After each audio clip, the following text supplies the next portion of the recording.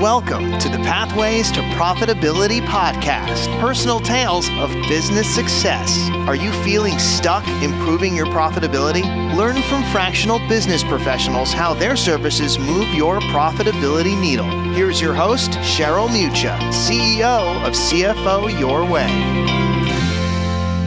Thank you so much for joining us today. Our guest is Mark Osborne, owner of Modern Revenue Strategies.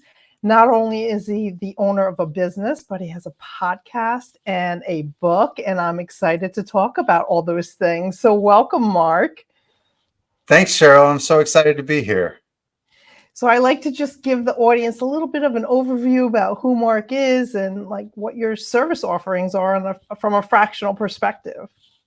Yeah, I'll tell you a little bit of my story and sort of how we got here. I've been in the marketing and media space for more than 20 years, primarily working with B2B services and really folks that offer large scale solutions, which might be a multi-year contract, which usually means sort of a high ticket, which then means lots of decision makers involved, and then with lots of people means a long sales cycle.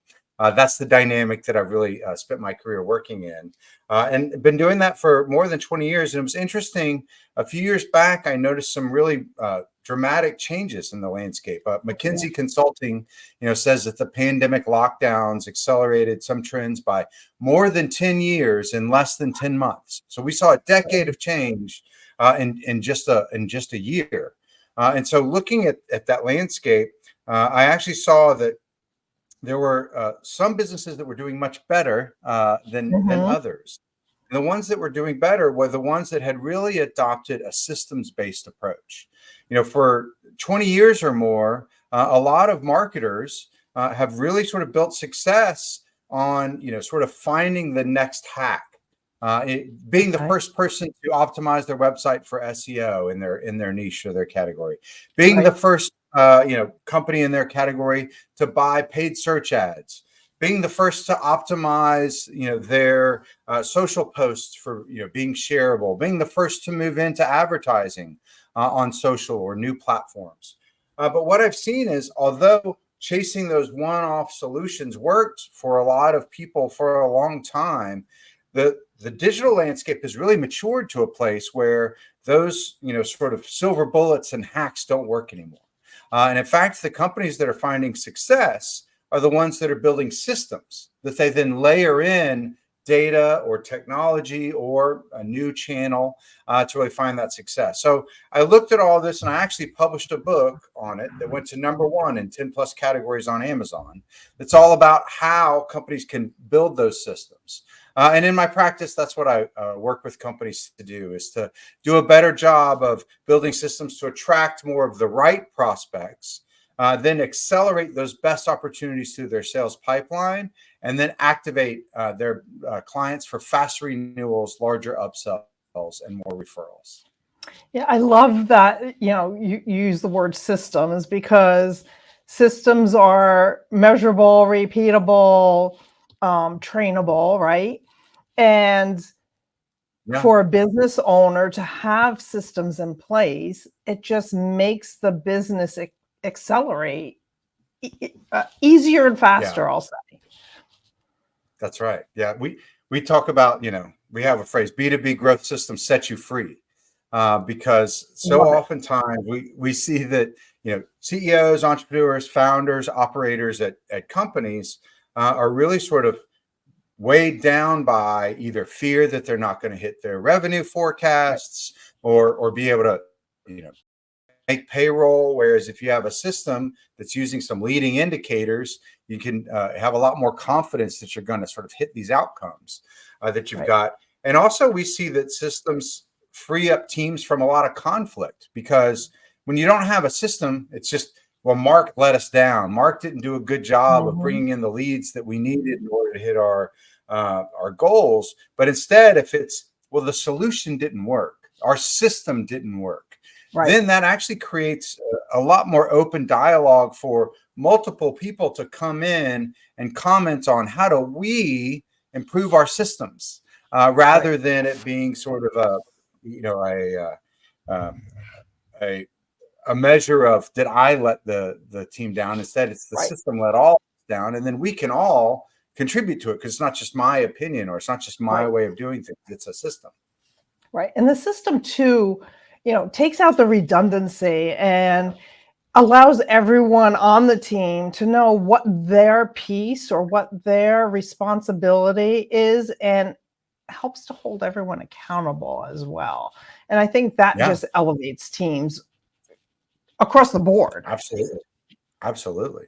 Well, and not only that, but it sort of makes sure that you sort of show up as your best self every Right. time, because everybody has bad days. You get distracted by things, or you've just got other things on your mind.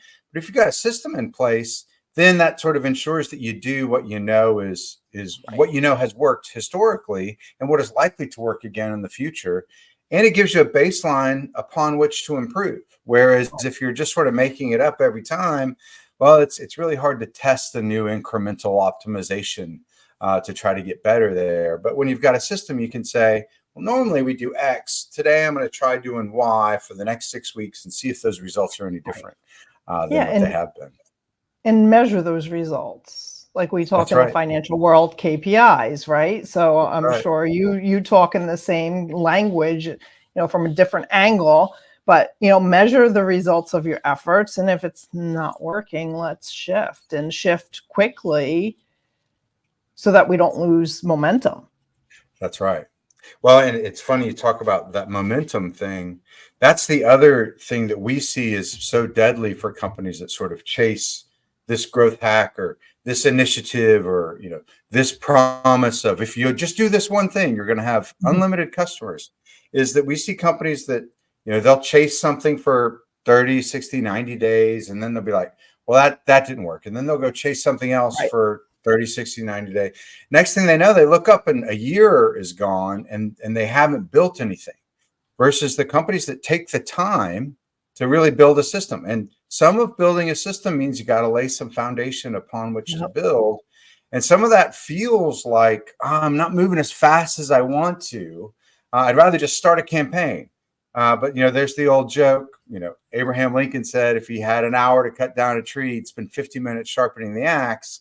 And I also like to use the analogy of, a slight degree of difference in hitting the ball off the tee means hundreds of yards of difference in where the ball lands. And so taking the time to really spend up front and think about, where are we trying to go? How do we want to get there? Leads to a lot more success. And then that same amount of time of chasing 3 different growth hacks that didn't pay off, now you've got a system built that you can make improvements on as you go forward. Right. I you use a lot of the same terminology as I do, and the same references, like build the foundation, and I love your chasing that shiny object but not knowing why it's not working. That's right. That's right. Well, and also it's a lot of companies, the founder might be really passionate about what they build, but isn't as passionate about selling it, or just kind of going out and talking to strangers about it. And so they want to believe that they can just outsource it to someone else who's got a magic bullet, and so they're willing to try that a few times, and oftentimes by the time that we reach someone, they've tried it a couple times and then just sort of realized, we're going to have to do the work, we're going to have to build those systems, going to have to invest in the time. Right? Yeah, invest the time in knowing who our customer really is and how we're really different than our competitors. Yeah. So as a fractional, right, we enter our clients' businesses at different times, and at different, I'll call it levels of service, right? So what is the ideal entry point for a business owner to reach out to you or engage you for your services? Yeah. So here's the trend that we see happen a lot, and you probably see something similar in your work. Is oftentimes somebody works in an industry for time and they have an idea for a better mousetrap, and so they go to found a company to deliver that mousetrap, and they maybe bring in engineers or other folks, or they just do it off their own insight, and they know enough of the customers in that industry because they serviced them, for a time before. They've got a Rolodex. They know enough about what's wrong with the competition because they used to work there. So they know those problems, and they know enough about what's right with their solution because they built it, that they can sort of tell that story to the marketplace. And they rise to sort of a certain level, and then they don't know how to break out beyond that level. Right. And so then they're at sort of an inflection point. And that inflection point is, well, I could go hire a full-time CMO. Oftentimes, those are really expensive hires. It's high risk. It takes a long time to interview them. Even after you do hire them, they may not pay off. And they're likely to make a big sort of cultural impact. Marketers tend to have big personalities. And so if you do that, there's a lot of risk there. The other thing that they might do is they might outsource it to an agency. Well, agencies are good at, doing, going really fast in a direction, but they're not always great at knowing it's the right direction, or at doing it the most efficient way possible. Agencies are really good at spending money. And if you're spending money on the right things, then you're going to get good outcomes. But they don't always take the time to make sure it's the right thing. It's like a power tool. It can cut a lot of wood really fast, but you can also lose a finger or two. And so there's risk with that too. And so, where we can come in and, in a lot less time than, getting a full-time hire up to speed and in the 40 hours a week of that, and without the hanging out around the water cooler or impacting other things outside of their domain that another, sort of marketing leader might make if you made a full-time hire. We can do some audit of your existing systems, bring some best practices in from, having worked with other companies for the last 20 years, and really set up systems for you that can help you grow from wherever that ceiling is that you've been at to a large enough size that now it really makes sense to have a full-time person. And instead of that full-time person inheriting a dumpster fire, they're inheriting systems that already work and oftentimes will, help our clients recruit, hire, train, and manage some internal staff to do some of that, everyday work, but without having to pay sort of the full-time leader to oversee what isn't necessarily full-time work. Yeah, it's very similar to our model as well. And I say it all the time, like surround yourself with the people that know the thing, right? And like you and we bring this vast knowledge of all our clients to each client, right? So things that an internal hire won't necessarily be exposed to, we're more likely to be exposed to it because of all the clients we work with. Yeah. Well, and the biggest mistake, hiring a full-time CMO or sales leader or revenue leader versus hiring an agency versus the other thing that I see, founders, operators, CEOs do is just try to carry it on themselves or educate themselves. And that's really probably the most deadly of those three different scenarios, because, and I use the example all the time, like, I tried to paint my bathroom last year. And what I wound up doing is, spending a bunch of time watching videos on YouTube, trying to get good at it, spending a bunch of money buying the materials that I thought I needed to do it well, spending a bunch of time doing it, only to have a, sort of subpar outcome at the end. So I wound up hiring an expert to fix it for me. Whereas if I had just, started with an expert, I'd had all that time back, all that money I spent on materials and products I don't need anymore, and I'd have had a better outcome to start with. And time is money. That's right. Whether you're painting your bathroom or doing marketing or doing any of the things. That's right. And I just have to interject here. I love that you wore a shirt that complements my blouse. Oh yeah, we wound up color coordinated. We must have been on the same Jungian plane today. Yeah, there you go. So let's just reel it back a little bit. So what is do you do an assessment up front? What's the I guess the process when you engage with a new client? Yeah, so you might remember I talked at the beginning about building those systems around attracting more of the right prospects, accelerating those best deals through the sales pipeline, or activating existing clients for fast renewals, larger upsells, more referrals. We refer to those as sort of the 3 different revenue systems. You've got attraction systems, acceleration systems, and activation systems. And so we've actually built a free diagnostic that we put out there. And if you go to modernrevenuestrategies.com/diagnostic, it's only about 15 to 20 questions. It varies based on how you answer one question as to which one comes next. But in those 15 to 20 answers, we can really quickly diagnose what's your fastest path to growth. Is it that you're not attracting enough of the right prospects, or is it that you're not closing enough of those, or do you have a leaky bucket? Are you not doing enough with your existing customers to really grow and dominate your marketplace? And so from that diagnostic, we can really quickly focus on one of those 3 areas.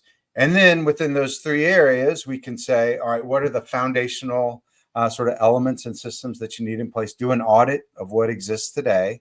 And then from there, we can, sort of identify the gap of, well, if you're going to grow, you need these materials. Let's fill that gap.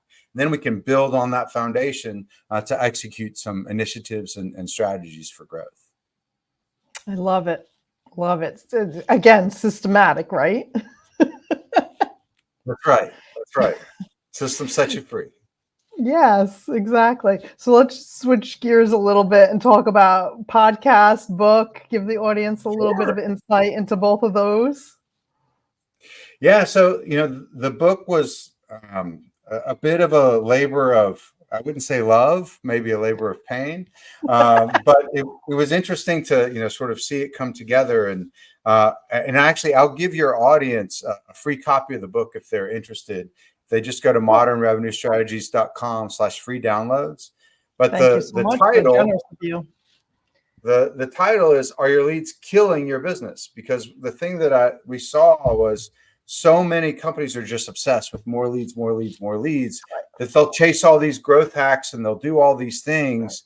But there are actually leads that can kill your business and clients that can kill your business, because those clients that, really grind you down on price because they never really believed in your solution to begin with, those weren't the right customers for you. And then they suck your time, right? That's right. There's no profitability. And then there's the second set of customers that, they don't really believe in your approach to solving it or your product. So they want you to customize it just for them. Right. Well, that's not what the rest of the market wants. That's not what your competition is doing. And so as a result, they're pulling you further behind the marketplace and ruining your competitive position. So they'll kill you too. And then the third are what we call sort of the churn and burn, which, they leave after just sort of one engagement. Even if they were profitable on that one engagement, even if they bought your product the way it came without that customization, you can't build a sustainable business in the B2B space without bringing in companies that will give you those referrals, will give you those testimonials to really help build your reputation in the marketplace. And so by identifying, sort of, what do your best customers look like? What's the context that brings them to market that means they're going to gel with you really well? And then filtering out all of those other leads to not get distracted by them. Then you can put your best resources on those best opportunities and win them. Because unfortunately, if you're not doing that, you're really left with the scraps of your competitors, because your competitors are doing that. They are identifying very early in the prospecting phase, is this likely to be one of my best customers? And if it is, they're putting all of their resources on it.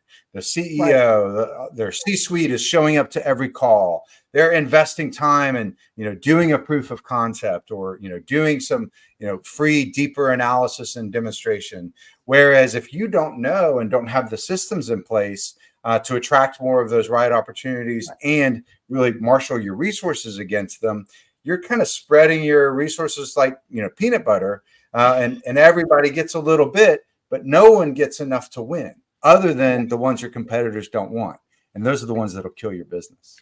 Right. And that's where it's so advantageous to know your competitors and know how they're operating and doing that initial assessment and analysis. That's right. Well, and so that first book was sort of well received. But as I'm looking to sort of work on my next book, I'm trying to illustrate some of the principles from that book with stories of operators like yourself and advisors like yourself that have worked with other businesses. Right. And so I did launch a podcast, which you've been a guest on earlier this year, where it's the B2B Growth Blueprint. But we essentially talk with advisors and operators and businesses about how they have used systems to help them overcome some of these challenges to growth.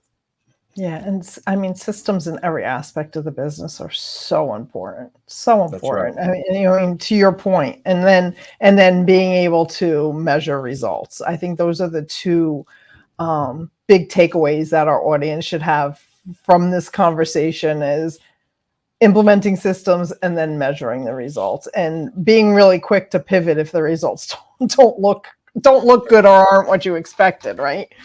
Well, and the systems don't have to be overly complicated. Like Right. it doesn't have to be like McDonald's where there's an exact, dime-sized piece of ketchup and quarter-sized piece of mustard on every bun or whatever it is. It's really just sort of defining, okay, I got to get this customer from A to B. Right. The things that I do to get them from A to B are A, B, and C. And I measure how successful I am by what percentage do that, and at what size of order or whatever it might be. Just a few basic things. And then that actually creates space for creativity. And where, today, oftentimes all of that lives between the ears of the founder or operator. And so they can't delegate. They can't bring in external talent because they got to do it all themselves because that's where it all lives. Whereas if they just write down those basics, then they can say, here's what I've been doing. And here's the results I've been getting. You are free to iterate, but you got to beat those results. And so that creates an opportunity for a lot more creativity. And it really enhances creativity and collaboration instead of stifling it. I couldn't agree more. So Mark, thank you. I mean, we could go down so many paths here, but I'm going to thank you for joining me today. And thank you for your offer to our audience for the book. So all those notes will be in the podcast notes so that people can refer back to them. But thank you again for being here today. Thank you, Cheryl. I really enjoyed our conversation as always. Yes, always a good conversation. So to our audience, thank you so much for listening in. Be sure to get Mark's book. Again, the link will be in the notes below. And thank you so much for listening and just gleaning some tidbits from Mark's area of expertise. That's it for today's episode of Pathways to Profitability. Remember to ask yourself, where can I pay my success forward today?